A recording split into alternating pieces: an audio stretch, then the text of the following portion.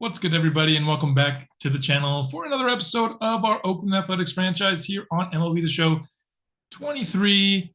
It is off-season time, which means it's time to put on my businessman suit and make some businessman decisions, of course. But the biggest announcement we will have in this off-season, probably spoiled it in the title of this episode, is that the Athletics will be moving to Las Vegas ahead of the 2026 MLB season. Let's go ahead and take a look at what the uniforms will look like.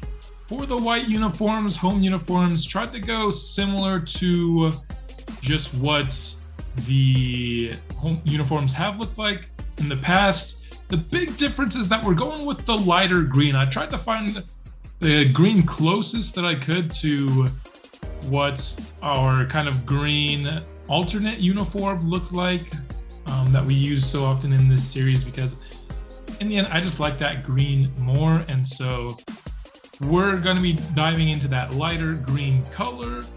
Let's go ahead and take a look at our logo. Not changing much with the logo, again just making it that lighter green. And then our away uniforms, we're going with a little bit of a varied version of that green kind of Oakland across the chest. Now it's gonna, of course, say Las Vegas instead. I'm using Tyler Soderstrom's 57, I guess, in this little preview. But big time news, and of course the biggest, thing about a relocation is the stadium. And this stadium for this franchise I'm really excited about. Caesars Palace Park. Now, this was something available in the vaults here on MLB The Show 23. The gamer tag, an Xbox user by the name of, I believe it's pronounced Smone, Smonee, created this. I switched a couple things around.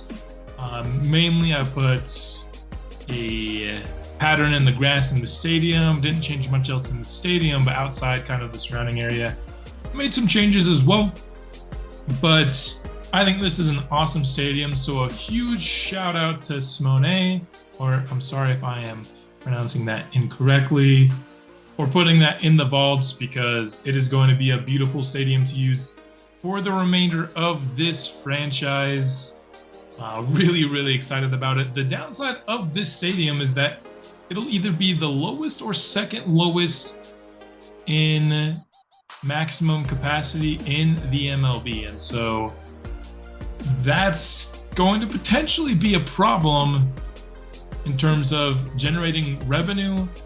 And so what we're going to do to kind of discount the fact that we are going to be going down so much in terms of stadium size for seating is how I will be implementing now some of the sponsorships. We have not been using sponsorships thus far in the franchise. Going to start using them now.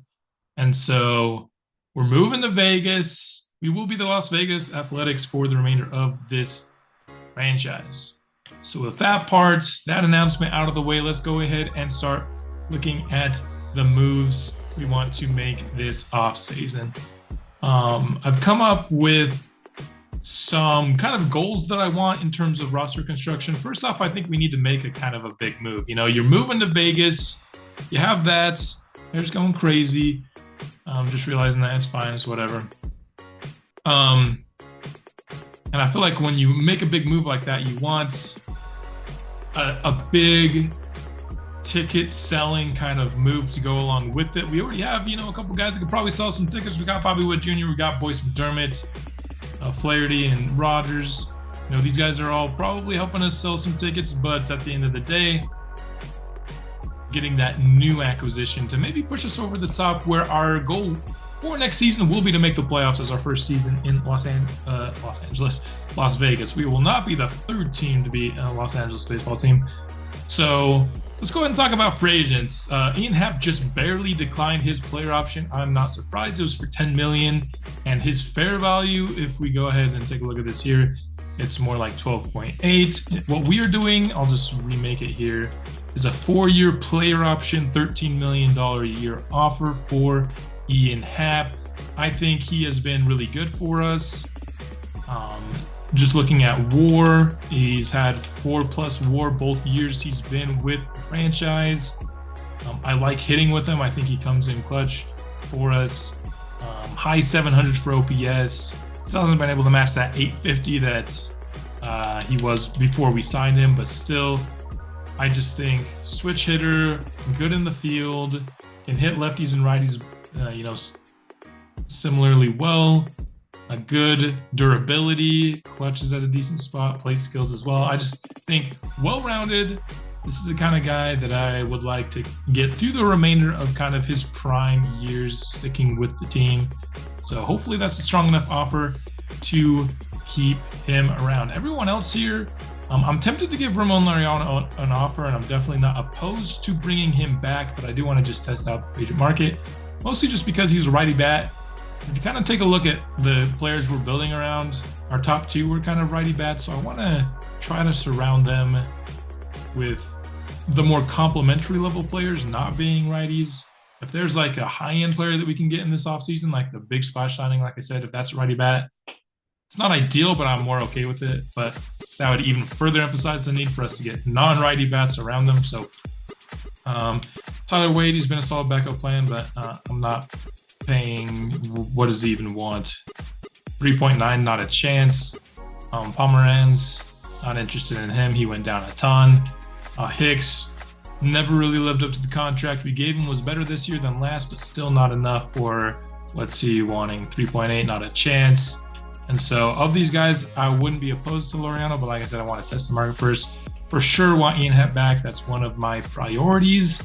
This wouldn't count as, the splash acquisition, just because we'd be retaining him rather than acquiring him just for $3 million more, which I am willing to pay that extra $3 million to keep his services. Be willing to even go up a little bit higher than that should I need to, but I would prefer. I think that's high enough on the bar that you could maybe even sign early in free agency, but we'll have to see.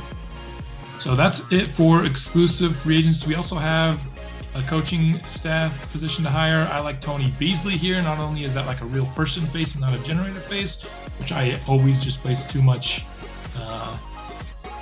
stock in that, but he also has no negatives. He's an A with no negatives.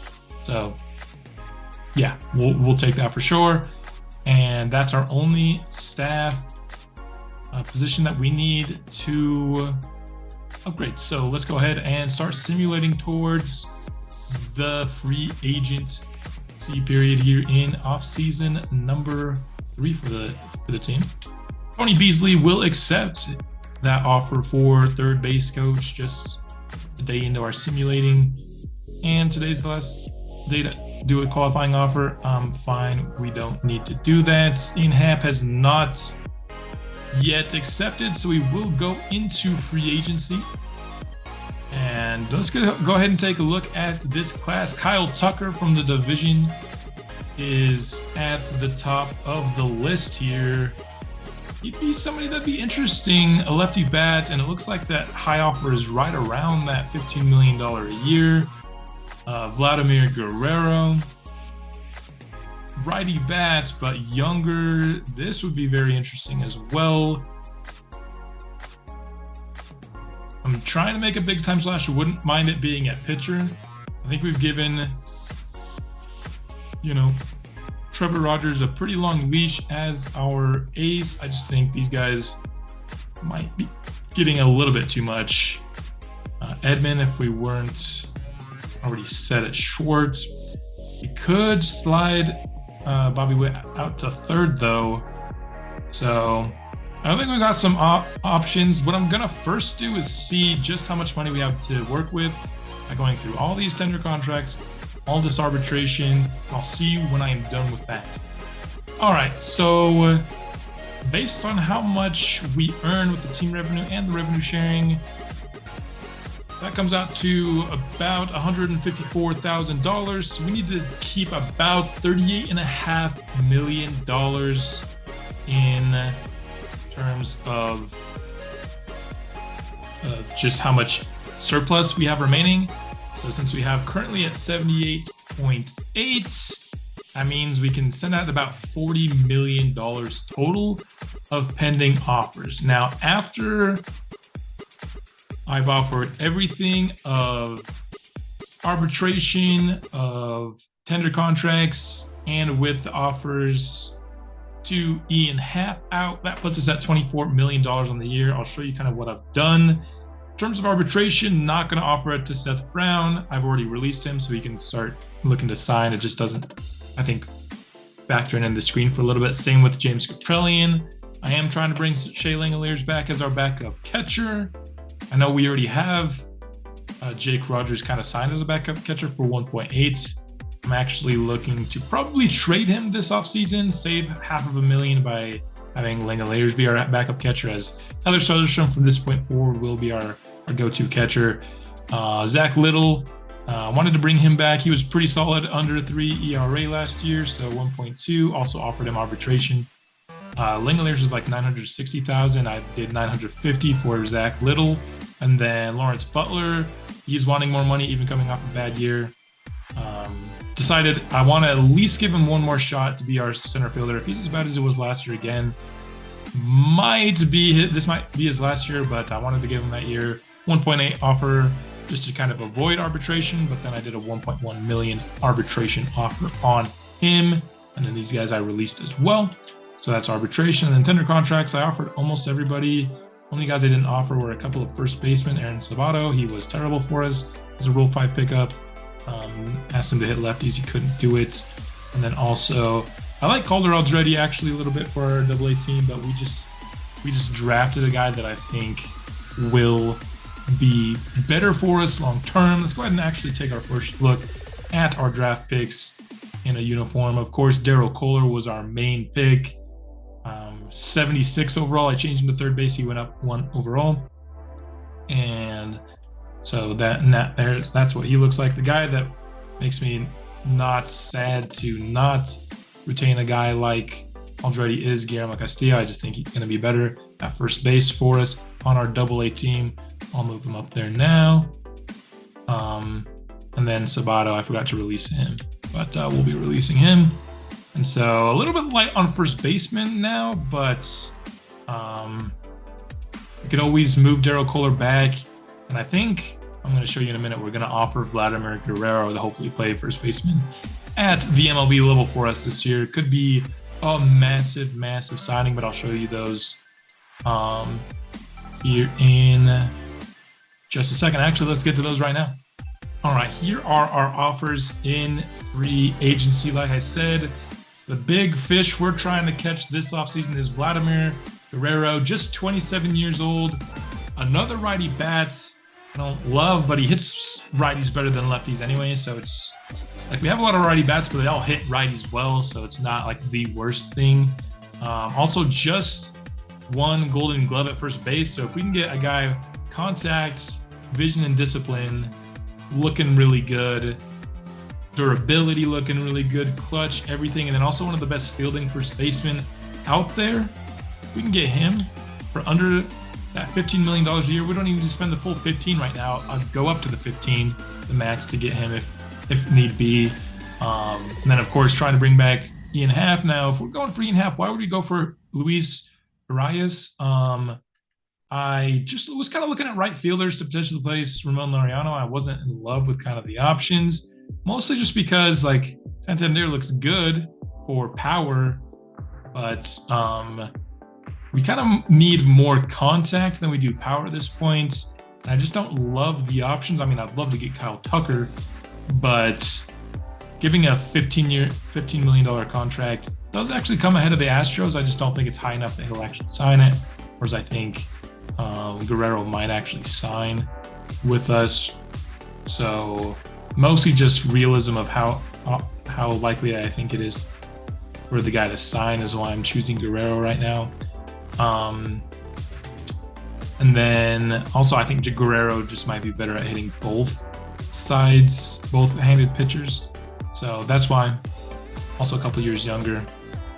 But that would mean Ian Happ, he has a ton of position versatility.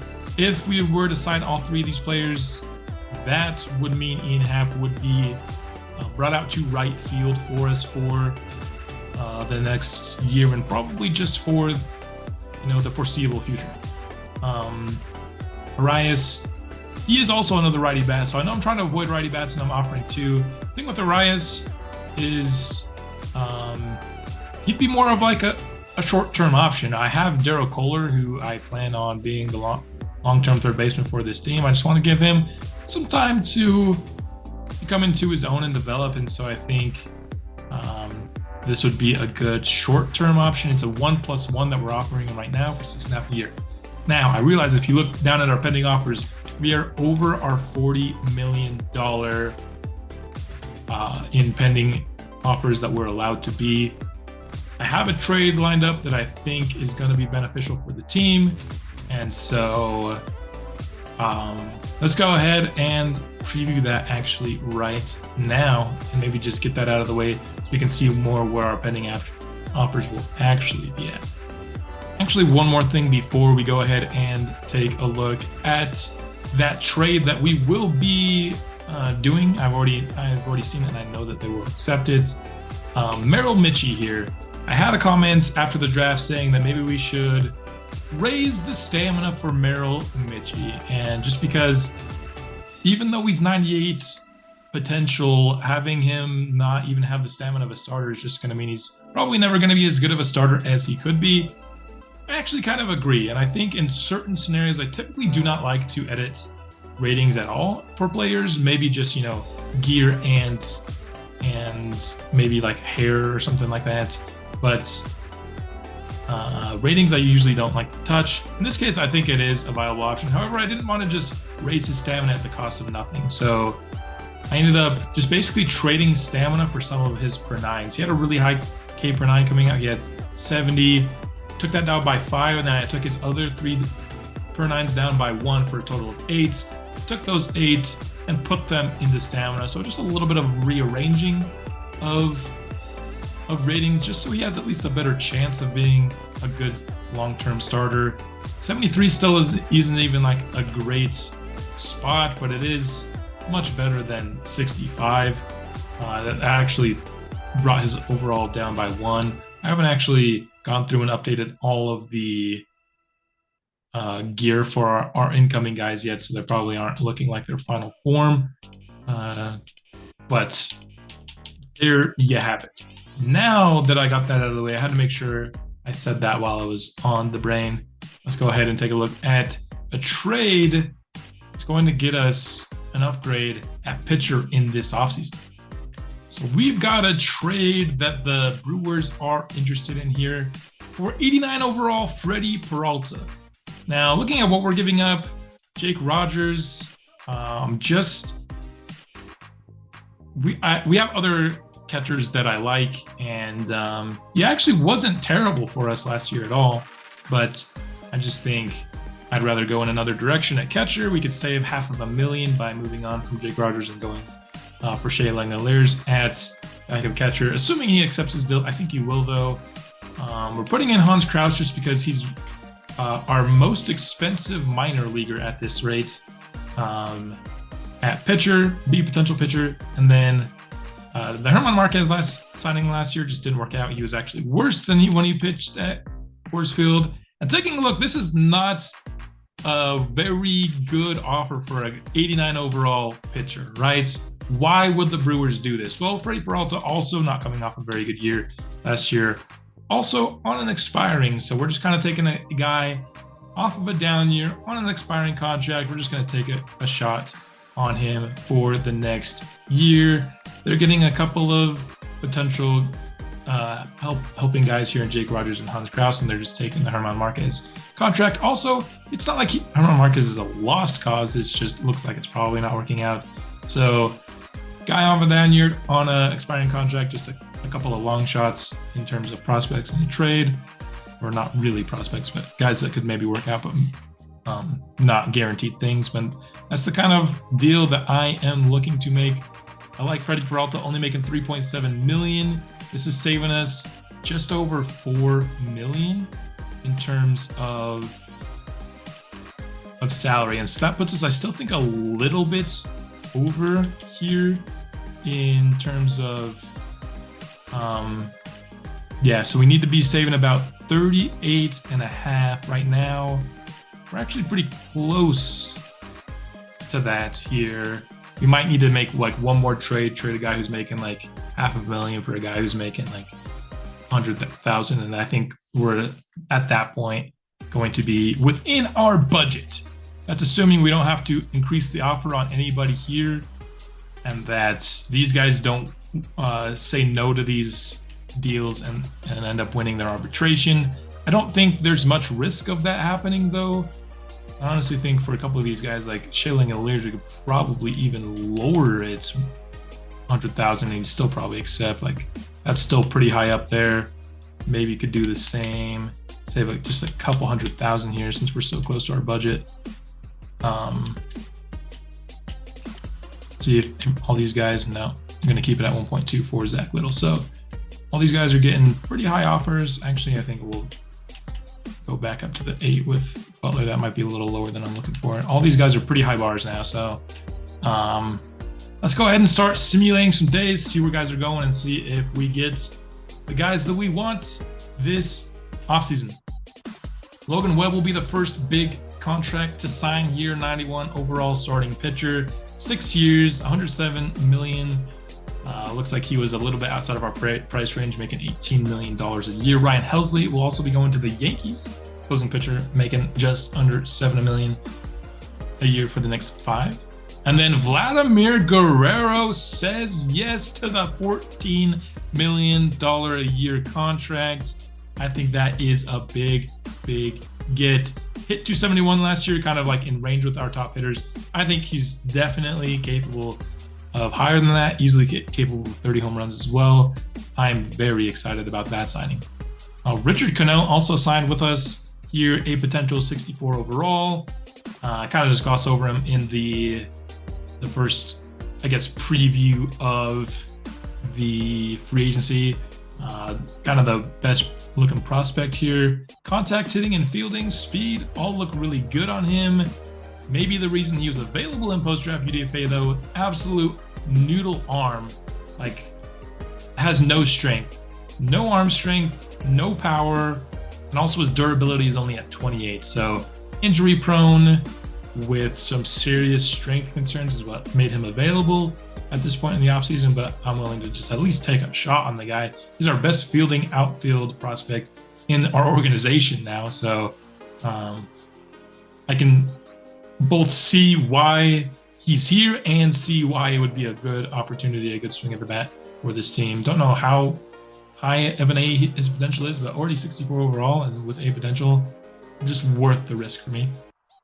Michael King now being signed to the Astros, coming into the division, one of the best relievers on the market, making just over $7 million a year. And then Mullins going to Philly for $10.7 million a year. That's honestly a good contract for Philly, I think. Maybe should have been a little bit higher on my radar, but like I said, committed to giving Lawrence Butler another chance in center field. Dustin May headed to Arizona with the Diamondbacks, 5-year, $96.5 million.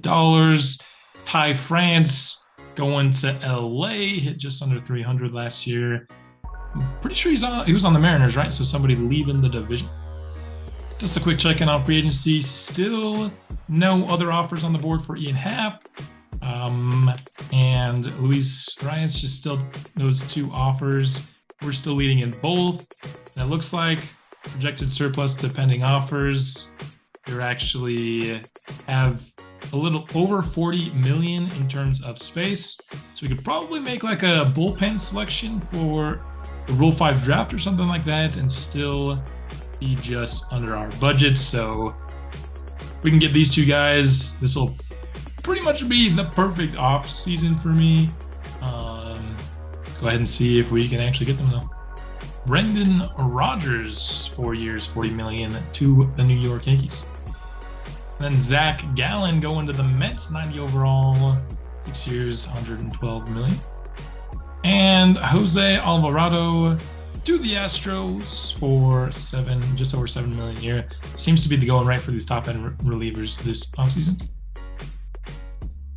Kyle Tucker leaving the division and going to San Francisco. Absolutely love to see it. He ends up going for just over that $15 million a year mark. So it looks like he was just outside of our range. I'm happy with Vladimir Guerrero. We really needed a first baseman anyway.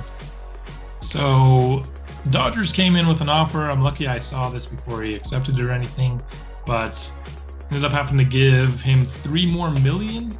I believe our original offer was 4-year, 52. Dodgers came in just above that. We re-eclipsed them here with the 4-year player option, $55 million a year. Really don't want to give that 5th year to Ian Happ if I can help it, if I'm being honest. So I'm willing to give a little bit more. We're still just over $40 million in space.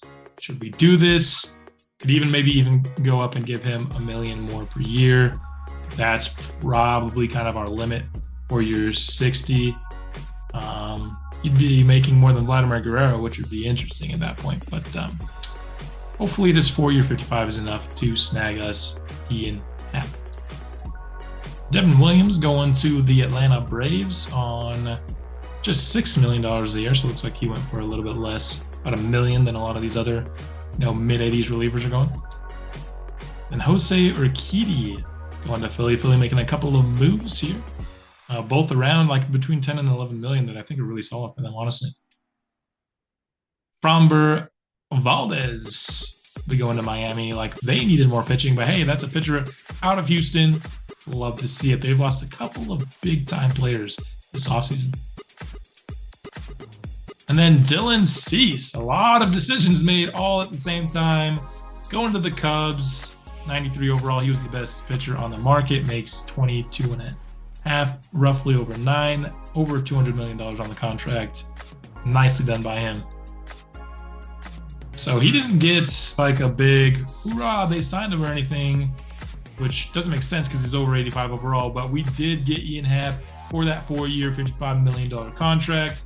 Love to see it. It looks like we are still waiting on a decision from Luis Arias. Kansas City has entered the discussion, but they're still not offering as much or as intriguing of an offer, I should say, as we are.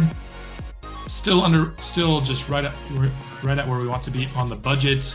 I'm not going to change Ian Happ's position yet, just in case we don't get Arias, and I'd rather have him be third base because then at least we could put Franmil Reyes at right field. So still hoping we get this final piece to my perfect offseason, the second Brewer as well. All right, here at the Rule 5 draft now, we got a pick coming up at 16, and I'm looking for a reliever that we could take here. Just want somebody that's making about $500,000 like Tyler Wells. Let's go ahead and take a look. Looks pretty good to me. Taylor Hearn is a lefty. We could actually use a lefty. Don't know what his arbitration offer is, though. This could end up being too high for us and put us over our maximum. So we're going to go with Tyler Wells here just to get another arm in the bullpen. Would love to pick up a lefty, but that wasn't an option for us. And so why are the Padres here still making picks? Sending this draft. All right, so there's the end of the Rule 5 draft. And then now that we've kind of had everything settled, we can offer the extra $500,000 a year to Luis Arias here. So we're going to do that and just see if that will finally get him to sign. That was bars a little bit higher there. Hopefully he signs with the squad. And it looks like he made a decision. I wasn't told he accepted another offer. So we got him. And the perfect offseason, at least in my book, has been executed. We're going to have our guy Ian Happ over at right field. Center field, Lawrence Butler will get the starts. Boyce McDermott in left field, and then Franmil Reyes will be our designated hitter. Bobby Witt shortstop. Arias third base. Torres second. Vladimir Guerrero, the big-time signing of the offseason, will be playing first base. Hopefully he just absolutely can be a hitting monster for us. And then, of course, his value at first base as well. Tyler Soderstrom will be starting for us at MLB. We don't really have much of another option. I guess we can go back to Shea Langoliers, but we've seen a pretty big sample of Shea Langoliers, and it just hasn't worked out. So I feel like it's time for Tyler Soderstrom to take over that catcher position full time. And then pitching wise, bullpen, Zach Jackson, of course, our best. Dominguez Acevedo as well. Little, Martin Wells. We're gonna have Yulman come up and play MLB for us this year as well. And then, of course, the big trade for Freddy Peralta. 1 year kind of prove it deal for us here. Had over a 4 ERA, 1.3 whip last year. Can he be better? He's going to only be asked to pitch in that 3 spot. Still going to go 1, 2, 3, even though the overalls are flipped. That's how it's going to go in terms of our pitching order. And then this is the year for the prospects to start making an impact. I wanted a big 3 at pitcher so that we could have room for our prospects to kind of rotate through that 4 or 5 spot, figure out who can hold on to a spot. I had to make room for prospects this year just because you have guys like Luis Medina who have all of their options used, a couple other guys who have 2 out of 3. And so, yes, we could send them to the minors for 1 more year, but I think it's kind of a bigger group of those guys. And so I want to start seeing our prospects, see who can make it at the MLB level. I don't think Bo Schnell will get the call up this year, even though he's in that overall range. I just like to see a few of these per nines get more into the 60s. He's one of our higher ceiling pitcher guys, so I'm going to be a little bit more patient with him than I would with, Hoagland. Probably going to get a chance at some point. The guys that we're going to start at the MLB level, at least what I'm thinking, is Medina and Muller, though. Muller needs to do something this year, or this is his last year with the team, as if he can't make it still at the age of 28, I'm not paying him $500,000 next year. So there you kind of have it for the offseason. Pretty much done. We don't even have any arbitration. So we'll just simulate through January, but that's all I have for this episode. If you're excited about the moves that we made in the offseason, the big time splash additions of Peralta, of Vladimir Guerrero, of Arias, go ahead, drop a like on the video.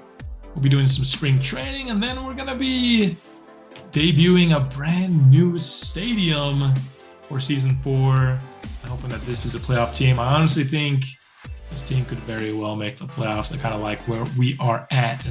Before we end this episode, there is one more move that I thought of after initially recording this off-season, kind of in the space between where I left off and before the spring training. I was going over the roster and I found that there was maybe a potential prospect-based swap that could be very beneficial to both sides. And we will be sending Omar Cannon, Renee Hernandez, as well as Freddy Tarnok over in a trade to the Minnesota Twins. Freddy Tarnok is really just involved in this still because I don't want to pay him $500,000 next year.